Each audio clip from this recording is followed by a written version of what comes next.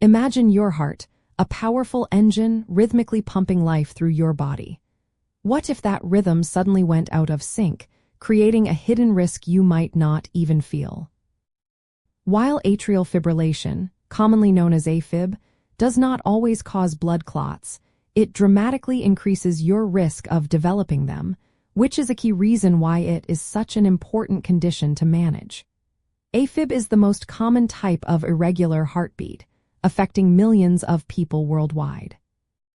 The core mechanism behind this increased risk lies in the way AFib affects your heart's upper chambers, called the atria. Normally, the atria contract strongly and rhythmically, efficiently pushing blood into the lower chambers. However, with AFib, the atria quiver chaotically instead of beating effectively.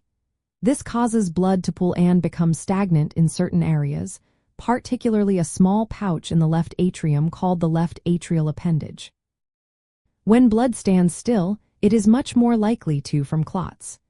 These clots can then break free from the heart and travel through your bloodstream, often reaching the brain where they can block a blood vessel and cause a stroke. It is important to understand that not everyone with AFib has the same risk of clot formation. Your individual risk depends on several factors, including your age, whether you have had a prior stroke or mini-stroke, and other health conditions like high blood pressure, diabetes, or heart failure. For example, a person over 65 years old with AFib and high blood pressure has a higher risk of forming clots than a younger person with AFib and no other risk factors. This is why doctors carefully assess each patient's full medical profile to determine the best course of action. To help mitigate this risk, it is crucial to work closely with your doctor. They might recommend specific diagnostic tests to confirm AFib, such as an electrocardiogram or EKG or continuous heart monitoring. Once diagnosed, managing AFib typically involves medications, especially blood thinners, also known as anticoagulants, to prevent clots from forming.